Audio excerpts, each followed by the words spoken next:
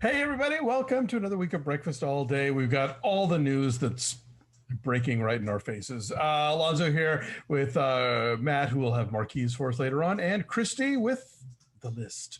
I mean, the most important thing of all, of course, is that the Dodgers won the World Series. Sure. Which I know you guys watch every breathless second of, being huge Dodger fans as you are.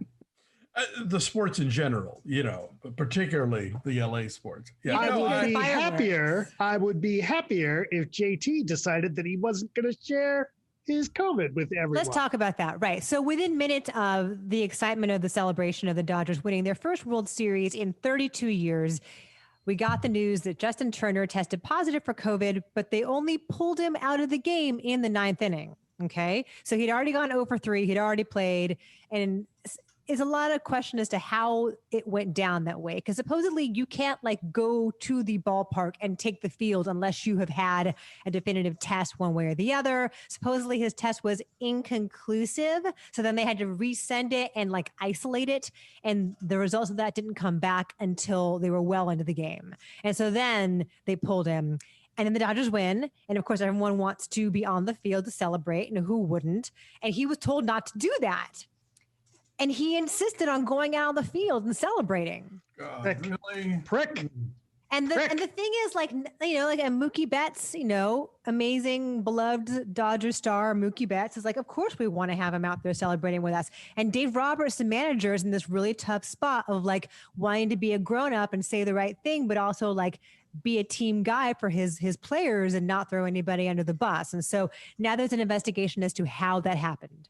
They couldn't send him out in one of those big visor or whatever. I put him in a mascot suit. Send him out like the Philly fanatic out there. Exactly. Right? As Gritty. Yeah, borrow Gritty. Different sport, but thank you, Alonso, for knowing who Gritty is. Same city, different mascot. That's great. Philadelphia, the city that booed Santa. They should. And didn't they throw shit at Santa too? Maybe. Anyway. So that is the problem now, is that it totally retroactively taints the fact that the Dodgers won. So there's literally, some might say. Literally. And the thing is that they kept the bubble so intact for so long. Other sports have had problems, NFL's had to postpone, reschedule games because guys got sick. But the NBA bubble worked. And the MLB bubble worked until the ninth inning of the last game of the World Series. And the Bachelorette bubble. Thank God. The real sport, the sport that you actually follow, will get the final rose. So let's talk really fast, if we can. We are 4 days out from the election, and I'm really interested in knowing how you guys are feeling, what your mood is like, what your level of anxiety is, what's going to happen on Tuesday. What do you guys think? I'm planning to tune out Tuesday as much as possible. There is a scenario where I'm just addicted to social media and 24-hour news, and I'm just that none of that seems healthy. So I'm just gonna just shut out as much of it as I can, because I think where the odds are that we're not gonna have a final answer on Tuesday, because there's so much voting by mail and so much some people voting early. And I think sadly Trump is of course going to try and capitalize upon that and say, oh well, no, I win. So that's all upsetting. And then I start spiraling into the longer term thing of if he does legit lose and is forced to face up to that, are his followers going to lose their collective minds, because that means the pedophile blood drinking conspiracy is taken over and Jesus's man is being removed from the White House? I don't fucking know. I see that Walmart is stopping selling ammo in the days prior to the election, but Michigan will let you bring your gun to a polling place. Now, Walmart certainly never stopped selling guns and ammo when kids were getting shot in schools, but once people start getting mad at the police, that's a whole other thing. How are you, Matt? I will admit I've made the mistake of doing a bit of doom scrolling. I caught an article that talked about the different ways that even if he loses in the states with Republican legislatures, they could send faithless electors for when the Electoral College actually counts its vote. It's a long 79 days from the election to the new president coming in. I voted Friday. Good. Got that out of the way. I will say I was very, very tempted to, when I got to the presidential part, to write in Joe Biden. Why? Just because it would be silly. I didn't, but I just thought that would be ridiculous. Why make things worse? I know. Confuse matters? Right. Exactly. Already tenuous, Matt. Yeah, it's I've been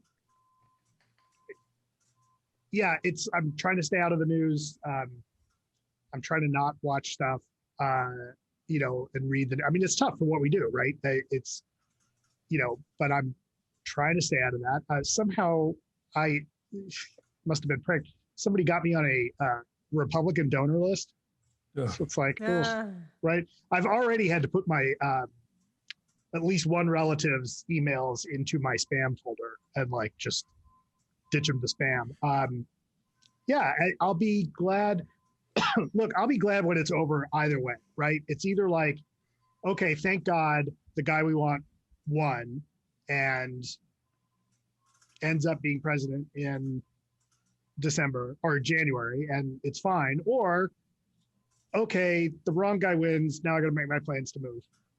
I just hope that, a little bit of it is the uncertainty of it all. A lot of it is. Right. It's a lot 96 of it is. hours away and it feels like an eternity. I've been playing a lot of Xbox, a lot of the new Star Wars Squadrons game, which is the X-Wing TIE Fighter dogfighting game. And then there's another game called Snow Runner where you drive trucks very slowly and deliver cargo around Russia. It's fucking hilarious. Oh. Yeah. I thought you were going to say Hoth. I thought it was another Star Wars. No, it's not. It's a fair simulation of driving trucks off road and delivering cargo, and it's weirdly zen. All right. That is strange. I think it's going to be an ass whooping. I'm feeling really good about this. I think it's going to be a decisive Biden victory on Tuesday night. I think we're going to know. I think we're going to know early. God's ears, I hope. I really do. I hope. I really do. And Chris and I talk about this all the time, and we watch stuff all the time, and we listen to it in the car on the radio all the time because it's his job. And it's our job, but it really truly is his job. Sure. All this stuff. I think it's going to be okay, you guys. And I think that they know it's going to be okay because there was supposed to be some, big Trump victory party at his hotel in Washington, which he is now not going to. He's going to stay in the White House on election night. I think he knows he's going to get his ass kicked, and he doesn't want to face people. I hope it is unambiguous because that's one of the few sort of rays of hope we have in all this, because anything that's remotely touchy or questionable or can be thrown to the Supreme Court, that's when we get into the fuck zone. My fear is, for one, not fear, but the things that I'm a little worried about. If we remember, he didn't really think he was going to win the first one. It's a totally different landscape. Is it not? 4 years later. No, it is. But I also am a little concerned because I think some of the stuff that happened in the first one around the polling was that I think people are embarrassed to tell pollsters that they're voting for Trump. And that was the case 4 years ago. I think it's still the case. I'm not sure it's still the case. I don't think it is. I don't know. I read this really disturbing thing that I think was in the Atlantic about the couple people who predicted Trump's win last time are still talking about people that won't admit that they're Trump voters. But when you start asking them in their social circle, who do they think people in their social circle is going to vote for? They're all saying Trump, and the numbers skew much higher with those shy questions. Trump voter. They're known as the shy Trump voter. Let's just call them embarrassed like they should be.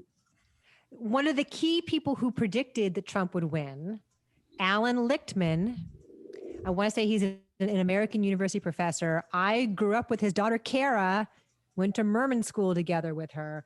Kara Lichtman's dad, Alan Lichtman, has predicted correctly every single president for the last 40 years, whatever. He predicted Trump in 2016. He predicts Biden this time.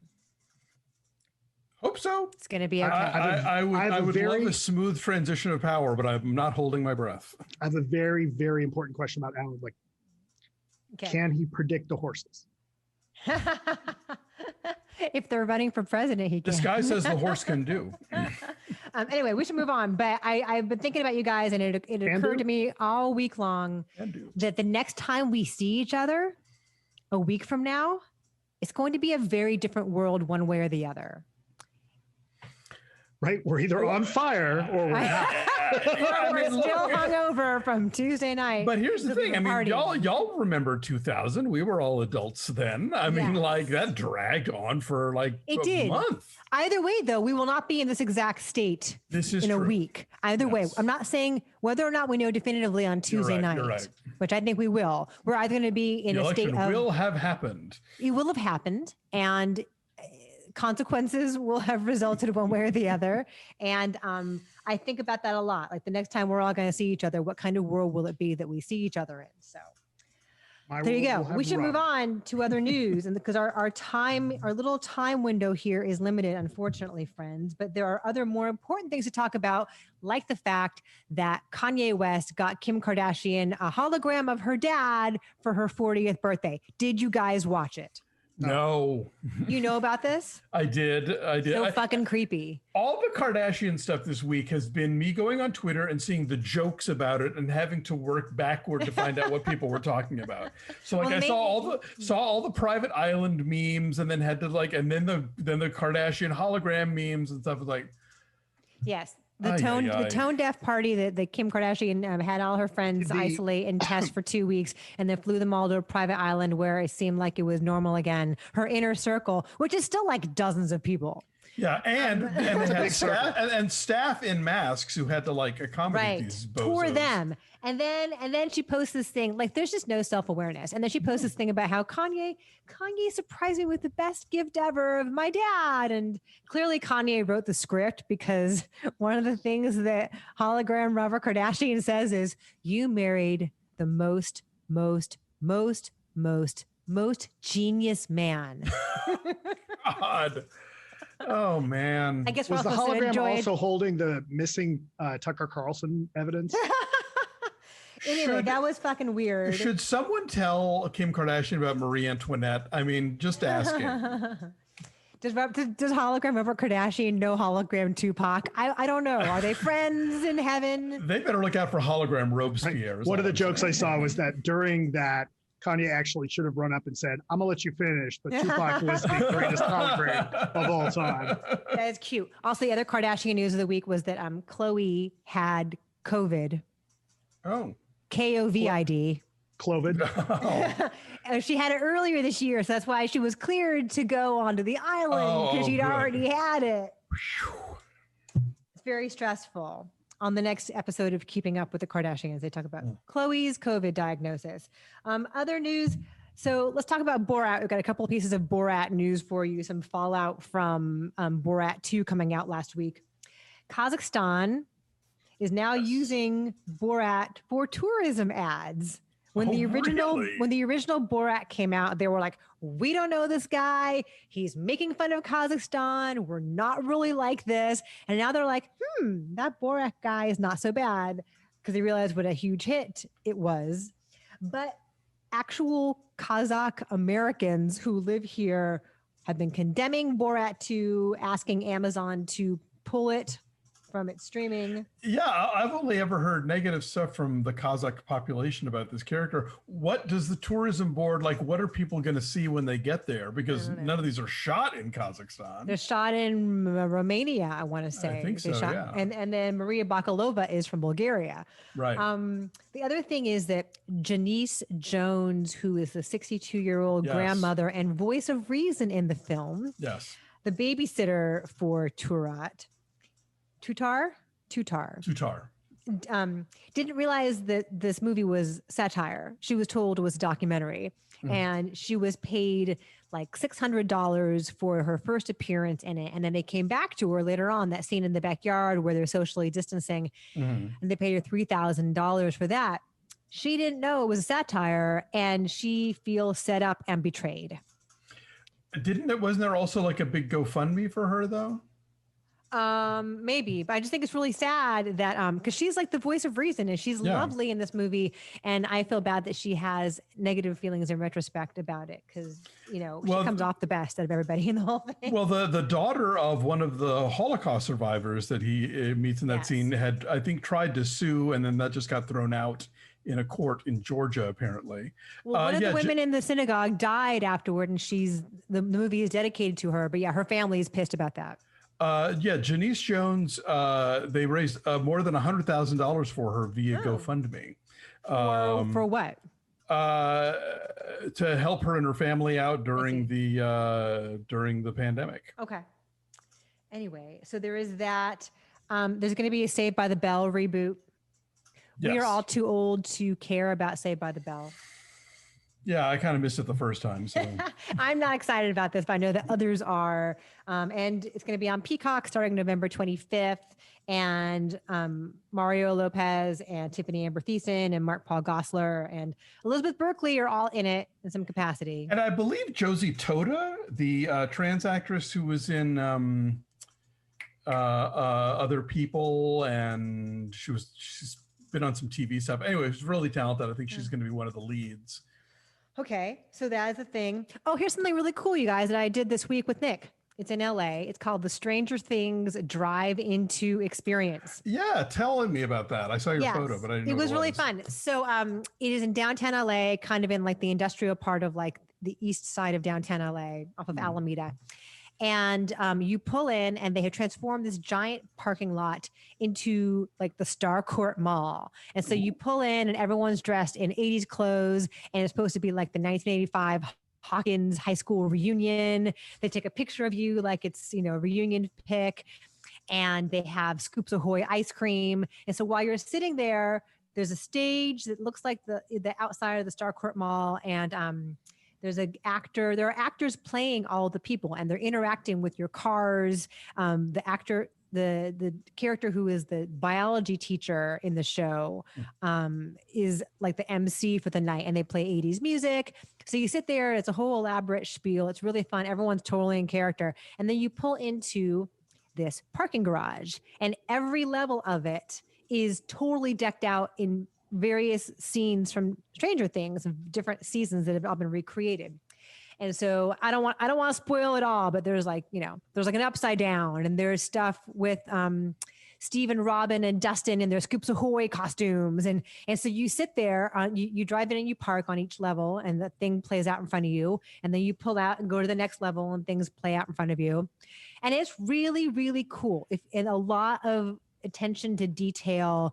If you love Stranger Things, you definitely need to love Stranger Things. You need to know it and love it. I think if you go in cold, you're going to be super confused. But so are they like telling you, okay, now stop, okay, now drive? Yes, they are directing you and putting you into a space, and then you are directed to pull with lights, flashlights, whatever. And they say you go out this way, and you go up and up and up and up, and then the big climactic conclusion is on the roof of the parking garage. It's in downtown LA through spring 2021. It's a whole thing between Netflix and Secret Cinema and a group called Fever. I guess they did one of these in London, and now it's here. But it's really neat. And they say 13 and older. Nick is 11, but he has seen every single episode and knows it really well. There is some stuff that's scary, and there's some strobe light stuff. So if that's a problem, FYI. But it was really cool, and I'm glad I did it. Cool. What else is of note? Totally Under Control is streaming for free for the next several days until the election. At Neon. If you go on to neonrated.com, that is where you can watch it. So that is there. Paul Rudd was handing out cookies to people waiting in long lines in the rain in Brooklyn to vote. Bless. Because he's just like an amazing human being. He's just the best guy ever. Do you see this big Twitter beef between Kirstie Alley and CNN? Yes. CNN did not come to play. Yeah. Matt, did you see this? No. So Kirstie Alley is a Trump person. And a, some level of COVID denialist. She right, is, because and the Thetans have been telling her to do that. I guess so. So she tweets, I now know why my personal friends who walk around in sheer terror of contracting COVID are simply CNN viewers. I decided to watch CNN myself to get their viewpoint. And oh my God, did I ever? If you too want to live in fear, watch CNN. And then Terror. in all caps, terror, yes. Fear of dying is their mantra, OMG. And then CNN Communications writes back, Kirsty, you are welcome to change the channel, just like countless viewers did every time Veronica's Closet came on TV. But don't downplay the loss of nearly 230,000 American lives. And please, wear a mask. So that's really funny. The CNN people, they have jokes. Boom. Yes, mic drop. So there's that. Other disappointing news. Brett Favre, which I think we knew he was a Trump guy. A lot of big athletes came out this week in support of Trump. Jack Nicklaus, Brett Favre. But the most disappointing of them all. Oh, come on. The one that was the biggest bummer of all is Bobby Orr. Ew. Do you know who that is? Hockey player. Okay, but do you know why he matters? Because he was a good one. No, I'm glad you got hockey player at least. He is famous for, it's known as the goal. So when you see a picture of a hockey player in black and white, like flying, like he's literally flying. He's like horizontal across the ice. He's scoring the game-winning goal for the Bruins. It was 1970. The Bruins hadn't won the Stanley Cup in 29 years. This was an overtime goal that secured the cup for them. And so he's like a hero legend in Boston sports. So you're saying an old white man with money is endorsing a Republican incumbent president? In New Hampshire. Well, yes. Who would have seen that coming? So he took out this whole ad. Anyway, it's throw him back on the ice? It is a bummer. What else is of note? Did you guys ever watch Animaniacs? Yes. There's going to be an Animaniacs reboot on Hulu. Yes, and I'm very excited about it because Animaniacs has one of the all-time dirtiest jokes I've ever seen in a kid's show. What is it? With Prince. Can you say it? So they are detectives, the Warner siblings, in this particular episode, and they're on a cruise ship, and Yakko tells Dot, hey, Dot, go look for Prince. And he and Wacko have a bit of business, and then a couple of shots later, Dot comes back in carrying the artist, Prince. And Yakko looks at her and says, no, Dot, fingerprints. And she looks at the camera and says, no, thanks. And I remember watching that. And I was like, that's dirty. Yeah. I learned something new this week. What's that? About the Animaniacs. So, on the Warner Brothers logo, it says Warner, BROS period. So Wacko and Yakko are the Warner Brothers, and she is the Dot. Oh, I've never seen Animaniacs, so I don't know what it is. It's really good. I've only seen a few, but it's like if you ever need to know the state capitals, they've got a great song for that. Oh. Yeah, no, they had some really good stuff, and then the Pinky and the Brain spinoff was great too. That I watched. Yeah, but the Animaniacs show was pretty consistently hilarious. They do a great riff on Who's on First when Slappy Squirrel takes her nephew to like Woodstock, and it's like, who's playing? That's the Who. The Who? And it's this whole, yeah. Well, who's up next? The band. What band? The band. Yeah. I totally forgot, you guys. I really buried the lead. I mean, I led with the Dodgers, and that was important, but I forgot on top of the Dodgers on my list, I have Keith Raniere was sentenced to life in prison. We'll talk about this more when we get to our Patreon later on in the day, and we're going to talk about Seduced, the first two episodes of Seduced, the Stars version of The Vow. Keith was sentenced to 120 years in prison for sex trafficking and other crimes. And Nancy Saltzman testified against him. Oh, I didn't see that. Right. So did Lauren. So did a couple of them did. Oh, but Nancy's probably the one that but really like. Yeah, she was the one person who was like on his side of things that came out against him. Yeah, no. One of the many people who came out who gave testimony in the sentencing part of the hearing was Sarah Edmondson. Well, that makes sense. Yeah, that's good. But like Nancy, I mean, I guess we have a tease from the end of season 1 of The Vow when you see the ankle bracelet and you see her taking off her little sash that Nancy has turned, but I didn't realize that she actually like testified against Keith. Oh, that's amazing. I think it was a turned state's witness, situation because she was one of the people, accused of stuff. Well, I mean, considering she was pretty much second in command, right? Like for them to have flipped her, like no wonder they found him guilty of everything, right? Because then she's got then they've got the underboss, right? Exactly. She took the plea. I mean, she's as crucial to all of the machinery of NXIVM as he is. I mean, he's got the big picture ideology, but she's got the creepy neurolinguistics, which we see on display in Seduced. So that is a huge deal. But he's still isn't NXIVM still suing people on Keith's behalf with Claire Bromfin's money? Like, what's up with all of that? If I know she's facing jail time, which if she serves a day of it, I'll be fascinated because she's a rich white lady. Yeah. So can I add an infuriating story? Did you see the story about the Louisville cop? Yes, he is suing Breonna Taylor's boyfriend. Right. One of the cops. Distress. Yeah. One of the cops in the shooting is now suing the boyfriend for mental distress and severe trauma, mental anguish, and emotional distress. It's galling. That's enough gall to be divided into 3 parts. Jesus Christ. That is horrible.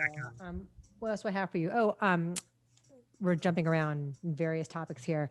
All of the Chicago 7 cast members will be competing for supporting actor. There are no leads. Oh, that's how Netflix is putting him forward? That's how they're going to do it. Everyone supporting.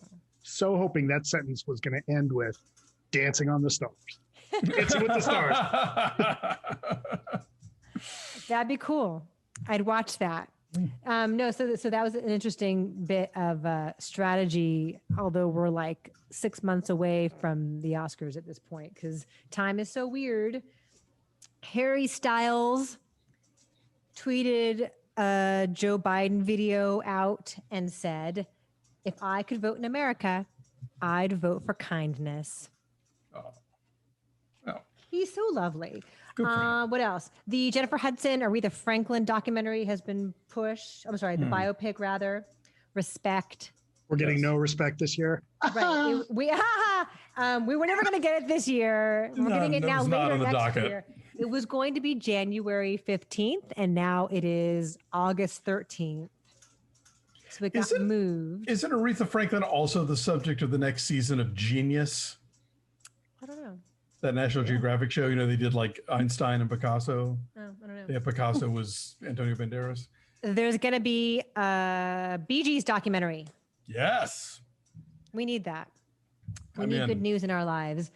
And then also my last thing for you, did you see, I know we don't usually talk about posters, but this poster is making some news. The poster for Hillbilly Elegy came out. Have you guys seen this? Maybe Matt can find it and put a picture up in our little video. Sure, I've seen the... Somebody tweeted about it and mentioned Mama's Family, but I didn't click on it to see the whole image. It just looks... Here, I'll find the picture and I'll put it up here. It looks really bad. It looks really chintzy. It looks like really bad. Oh shit, this is terrible. I have heard nothing but bad things about this book, and so I do not have great hopes for this movie. It's total Oscar bait, though, right? It's like people who have never gotten their Oscars in Glenn Close and Amy Adams, who have been nominated a million times. Guy Lodge said, "Is there also a Diane Warren song so we could get all the Oscar bridesmaids together?" Here it is. Thank you, Matt. Oh boy, this is terrible. So what is that? It's like they're not even occupying the same space. Amy Adams is not that tall. She looks like she's a giant. Those are their heads on other people's bodies. Right? That's what I was thinking. Or this is like the worst season of Honey Boo Boo ever. And Anyway, so people are having fun messing around with the Hillbilly Elegy poster and putting Well, people's faces on them. And so the whole deal with that story is like, guy came from nothing and the American dream, and that's why I vote Republican. Well, apparently the guy who wrote it he doesn't even go here. Like he spent a couple summers there with family or something, but grew up somewhere else. So on top of everything else, like he's apparently a dilettante and a poseur. This is what I read. I haven't read the book, but I have yet to see the defenders of Hillbilly Elegy make themselves known. All I ever encounter, like on Twitter and stuff, is people who fucking hate this book. I have not read it. Me neither. I don't know, but we'll have to review this movie eventually when it comes out. So yep. It is like Oscar bait, the movie, like best-selling novel, acclaimed director. And doesn't Ron Howard have an Oscar? For A Beautiful Mind. Right. So Oscar-winning director, people who have never had Oscars, who've been nominated repeatedly, who finally need to. Anyway, that's all I got. Matt, do your marquees. Oh, I have marquees today. Are there a lot? There are a few. This is the U Theater in Colorado. Gorgeous. Right, gorgeous. And if you're near that part of Colorado, tonight and tomorrow, they're showing Rocky Horror Picture Show. I think there's only like 55 seats each night. All right. Because of social distancing. At 8 p.m., is that even legal? You have to do it at midnight. Well, it's midnight somewhere. I guess so. Right. It's like red and yellow, like Native American inspired detail on the marquee. Very, very beautiful. Okay, next up, this was this week's Beverly Cinema at the New Beverly. It says your vote is your voice, and City of Champions. Congrats, LA Dodgers. On that Twitter account, one of the things I saw was somebody had a GIF of the old crones from Princess Bride going boo. I guess they were not Dodgers fans. No. And then I have a bunch of pictures this week. This one got sent in by AgPitt. This is the Milky Way, which we've shown pictures from this before. This one says, and I agree with this, all dogs are therapy dogs. The majority are just freelancing. That's cute. Word. Right? Daniel Cibener sent us this next picture. Or I'm sorry, Christy Lemire sent us this next picture. This is the AMC in Century City, where we have seen many, many, many, many screenings. So many. And the last time I was there, there was still that giant picture of A Quiet Place 2 coming out in March. Right. And now we have Tenet and Wonder Woman 1984. And it's just empty and sad. Yep. And this is I took that picture. Close up. Yep. Will reopen, it says, when local and state guidelines allow. Please visit amctheaters.com for additional information. We apologize for the inconvenience. It's sad. All right, so this next one is from Daniel Cibener. This is a beautiful black and white shot that he took. Yes. Right, this is the IFC Center, and he says the sign hasn't changed in several months, but the message still rings true, and it's good to see the theater still standing, even if it's closed. So, thanks, Daniel. It's in New York City. Yeah, that's in New York. Next up, Geoff Swanson sent us some great pictures in Minneapolis. This is things are getting a little spooky at the Parkway Theater in Minneapolis for Halloween. This one particular movie sign, this movie is Praying for Normal Activity. And then the other side is When a Stranger Coughs. That's a good one. Mark terrifying. Francis, right? Mark Francis Dong sent us a bunch of pictures from San Francisco. The 4-star theater, he says, is the little theater that could. A small 2-screen neighborhood theater that is still running, shows Indian foreign films, that opened as La Bonita in 1912 and renamed the Star in 1927.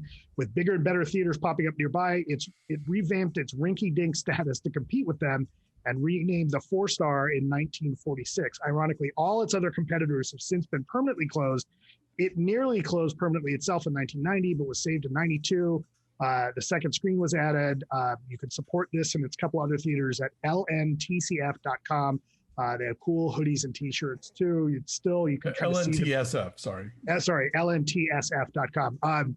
Beautiful Art Deco kind of overhang there and the sign. There's some Chinese characters in front of the building.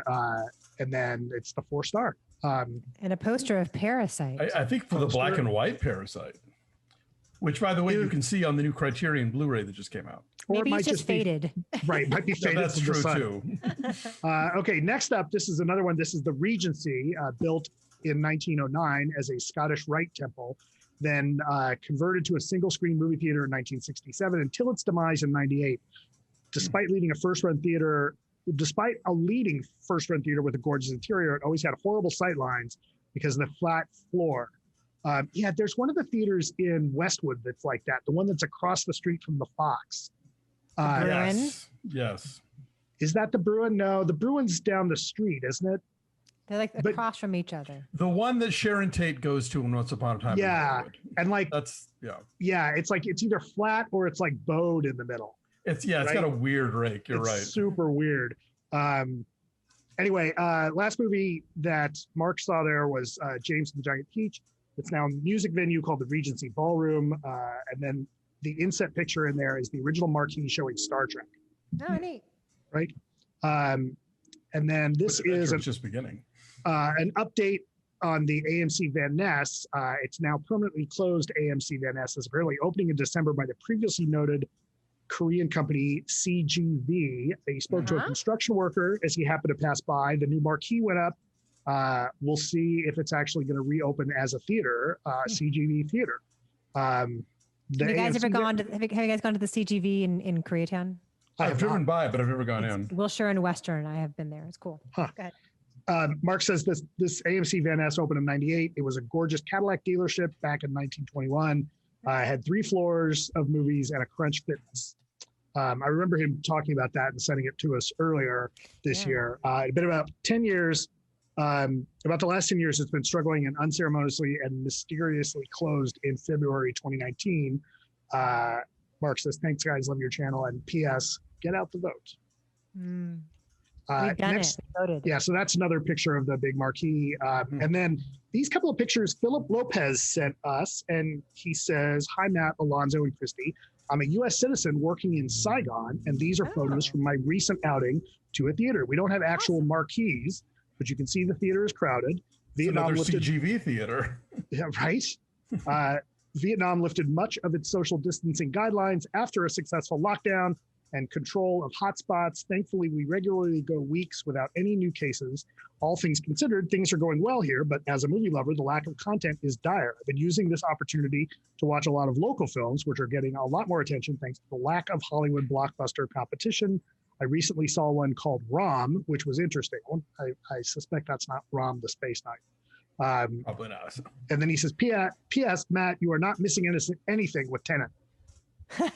They're showing the witches there, it looks like. I see, yeah. I see Alonso, you might be Hathaway. missing something, but I guess I'm not.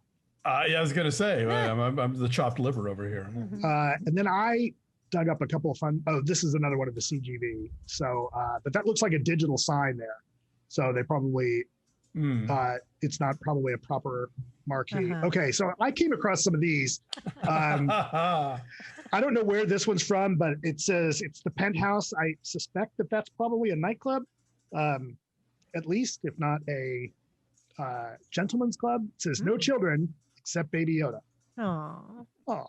He can go wherever he wants in his little pod. That's right. Bujo's Colorado style pizza. On one side of their sign, it says pizza is the only love triangle I want. And on the other side, it says dinosaurs didn't eat pizza. Now they are extinct. Just saying. Do I want to know what Colorado style pizza is? No. All right. So I thought this was a good one that I came across that sometimes if your Windows driven media crashes on your electronic billboard, you get something about the Moxie player stopped working. It's kind of a bummer. I've seen that happen on those before. It's pretty fun. Wow. This one, nothing to see here. I love that. It's so stark. It's like a black and white photo, and there's like trash bags in the foreground and graffiti next to it. It looks like New York. That's awesome. Yeah, nothing to see here. Another one from the Milky Way. This is awfully poignant for our times right now. Yeah. Every disaster movie starts with the government ignoring a scientist. True. It's like I said, when we talked about Totally Under Control, it's like the first 10 minutes of a future disaster movie. This is another one I came across that was particularly relevant for these times. It says, when COVID ends, you'll either be a monk, a hunk, a drunk, or a chunk. Which one are you guys? I came in a chunk and I'm staying that way. I think I'm going to be a drunk chunk. That's what I don't know what I am. I'm none of the above. I'm none of the, no, there's like a height requirement for hunk. I'm too tiny. You're keeping it together. That's hunk enough. I suppose it's perspective, right? I guess. Maybe to Nick, you're off. Anyway, very cute. Anyway, and then this last one, Christy turned me on to. Temporarily close. The Beverly Cinema says, your vote is your voice. Yeah. And that's a reminder for everyone. If you haven't already, go out and vote. Don't put it in the mail. No. Take it into a place now. Bring it. Yeah, physically. I think it's probably too late also. It's too late also, I think, to put it in a drop box. So physically bring it to a place. Yes, hand it to a poll worker. I had signed up for their service. Yes, I never got the call to be a poll worker, by the way. I signed up. They needed like 250,000 people, and they got 700,000 to sign up. So they didn't need me, which is a good problem to have. All right. Well, next time. The efforts are good on you. Next time I'll do it. They needed hunks, right? That's the problem. Exactly. Sorry, you're not chunky enough for this game. I'm too little to reach the table. Thanks for watching, everybody. Have a good week. Please do vote if you haven't already. Take care of yourselves and each other. Like this video, subscribe to our YouTube channel. Follow us at BeFastAllDay on Twitter, Instagram, and Facebook. Check us out at patreon.com/BeFastAllDay. Lots of cool stuff this week. The Mandalorian's back. We're talking about Seduced on Stars, and we're reviewing the Halloween off the menu that you guys chose, the Insane Balls Japanese horror epic Hausu. So anyway, we'll see you guys next time. Take care. Bye.